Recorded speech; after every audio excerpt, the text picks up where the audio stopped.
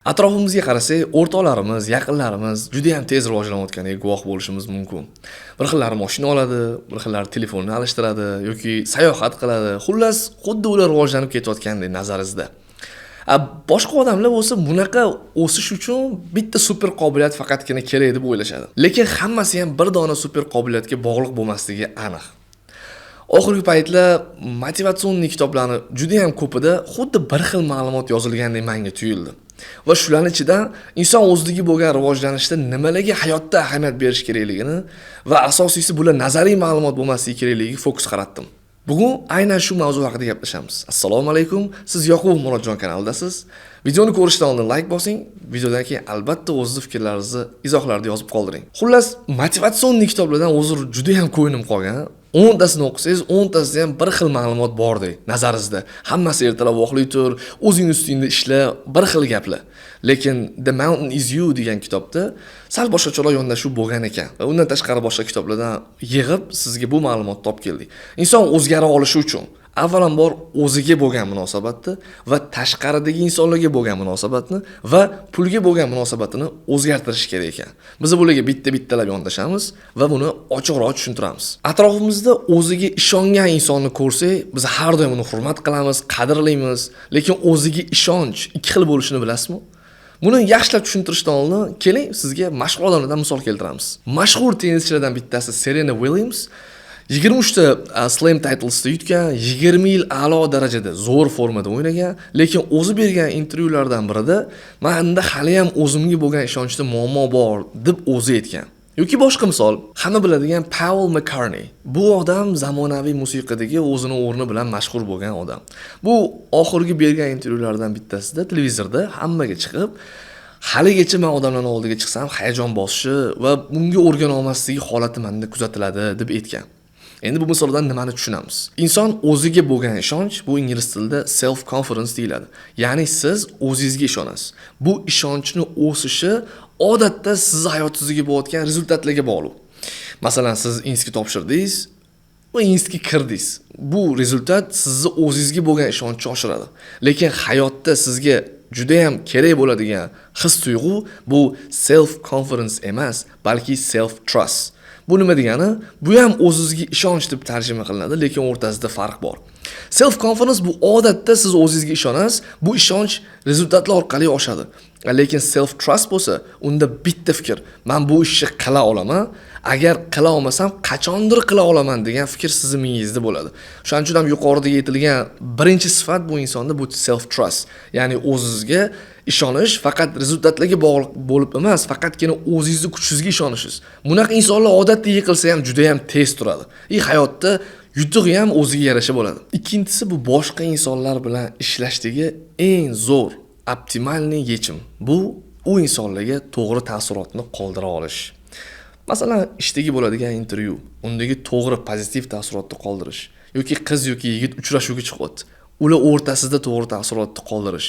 Bu juda ham muhim insonlarning hayotidagi o'sishda bu eng kerakli sifatlardan bittasi desa ham bo'ladi. Buni yana ham yaxshiroq tushunishimiz uchun bizga sal chuqurroq lekin juda ham qiziqarli misol bor. Masalan, farzandlarimiz yoki ukalarimiz 15 yoshgacha bo'lgan bolalar hozirgi paytda sotsial platformalarga juda ham o'tirib qolgan. Buni sababi nima deb o'ylaysiz? Ular bu platformalarda vaqt o'tkazadi. Nimaga? Chunki u platforma berayotgan informatsiya ularning miyasida chuqur to'g'ri taassurot qoldira oladi. O'shaning uchun ham ular unga bog'lanib qolgan. Ko'radi, bitta listat qiladi, har xil mashinalar, hayot, o'zi qiziqqan narsalar. Endi siz bu bolaga to'g'ri yondashib, bu botqoqlikdan chiqarmoqchi bo'lsangiz, siz platforma berayotgan taassurotdan chuqurroq taassurot qoldirishingiz kerak. To'g'riroq taassurot qoldirishingiz kerak. Shu orqali siz bu bolani bunaqa botqoqlikdan qutqarib qolishingiz mumkin. Inson to'g'ri taassurot qoldira olishi uchun kim bilan muloqot qilayotganini albatta oldindan bilish kerak. Dunyo qarashi kengroq bo'lish kerak va farosatli bo'lish kerak. Ya'ni bu gap bilan qattiq to'g'ri so'zni ishlata olishni bilish kerak. Ana gap bor-ku, farosat bor bo'lsa bilinmaydi, lekin bo'lmasa yomon bilinadi degan. Hayotimizdagi eng mashhur brendlarga qarasak ham, ular hech qachon bizga o'zini mahsulotini sotish taklif qilmaydi. Ular har doim hissiy yondashadi. Chunki hissiy yondashish taassurotni uyg'otishdagi eng zo'r yo'l. Masalan, har qanaqa kompaniyani olib ko'rishimiz mumkin. Nike bo'lishi mumkin, Apple bo'lishi mumkin yoki Red Bull bo'lishi mumkin. Red Bull olib qaraydigan bo'lsa, men qaysi reklamasini ko'rsam ham Red Bullda hech qachon Red Bull iching, Red Bull sotib oling, Red Bull narxi faloncha demaydi. Ular faqatgina adrenalin, odamdagi energiyani tasvirlab beradi videoda. Va siz undan ko'rasiz, ta'sirlanasiz. Hayotingizda sizga agar energiya kerak bo'lsa, Red Bull ichib ko'rishim kerak ekan degan tushunchani miyaga olib keladi. Biza ham insonlarga nisbatan to'g'ri taassurot qoldira olsak, vaziyatdan, ishdan yoki qaysi o'rindan kelib chiqqan holatda farqi yo'q. Bu inson sifatida o'sishda va muvaffaqiyatli bo'lishda eng zo'r yo'llardan bittasi. Uchinchisi, eng og'riqli mavzu. Men afsus bilan bu mavzuni hozir gapiryapman. O'zim ichimdan siqilib bu mavzuni gapiryapman.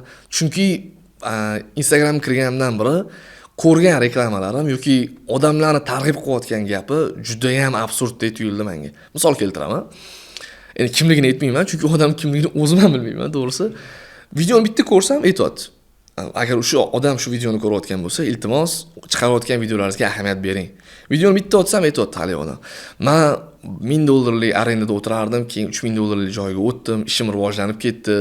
$90,000 ga arendaga mashina oldim. Undan keyin uyimni arendaga oldim. Men arendaga olishga qarshi emasman, lekin $90,000 ga ham arendaga mashina oladimi? Pul yetgancha olib qayding, kattalar aytishardi-yu. Eng zo'r mashina bu pul yetgan mashina. Ya'ni buni ko'rib turgan odam bundan ta'sirlanadi. Ertaga men ham shunaqa mashina olishim kerak ekan yoki men ham shunaqa narsa olishim kerak ekan deb 3000, 4000 boshlang'ich to'lov bilan 20,000 mashina oladi. Bu bilan nima demoqchiman? Insondagi moliyaviy savodxonlikni oshirish. Bu hayotimizdagi rivojlanish uchun eng kerakli bo'ladigan narsa. Unaqa tez o'sib ketish faqatgina orzularda bo'ladi. Yoki qaysidir rosa omadli bo'lgan insonlarda bo'lishi mumkin. Lekin ommatan olib qaraydigan bo'lsak, statistikani hozir aniq eslolmayapman, lekin birinchi jahon statistikasi bo'yicha birinchi uy olish taxminan 33 yoshga to'g'ri keladi. Biz chindan qolib ketmaymiz, normallik aytamiz. Birinchi o'zini mashinasini olish 35 yosh atrofida, chunki ulardagi fokus bo'yicha birinchi uy joy qilish, keyin mashina ikkinchi darajali deb qaraladi. Biz ishnimadan qolib ketmaymiz. Inson sifatida biz moliyaviy savodxonlikni oshirishimiz kerak. Yetmagan pulga arendaga olib yoki qarzga olib, masalan 20 yoshli bola nima kerak $15,000 ga arendaga mashina olib. Men bunaqa insonlarni tanqid qilmoqchi emasman, lekin hayotga real qarash kerak o'zi. U odam 20 yoshda $15,000 ga mashina olib, keyin uni to'lashga yetkazadigan vaqti u insonni ayni o'qish, o'zini ustida ishlashga yetkazadigan vaqtida o'zi. U shuni chetga surib, ertalab masalan ish qiladi, kechqurun kira qiladi. Xullas, moliyaviy savodxonlikni oshirish. Bunga kitoblar ham ko'p, videolar ham ko'p, bemalol ko'rsangiz bo'ladi.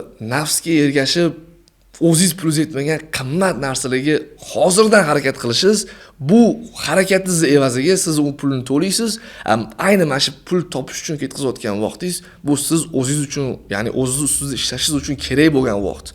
Ayni shunga fokus qaratishingizni so'rab qolgan bo'lardim. Hissiyotga berilib ketgan bo'lsam uzr. Umid qilaman bu video sizga to'g'ri keldi, yoqdi, manfaatli bo'ldi. Albatta o'z fikrlaringizni yozib qoldiring. Keyingi videolarda ko'rishguncha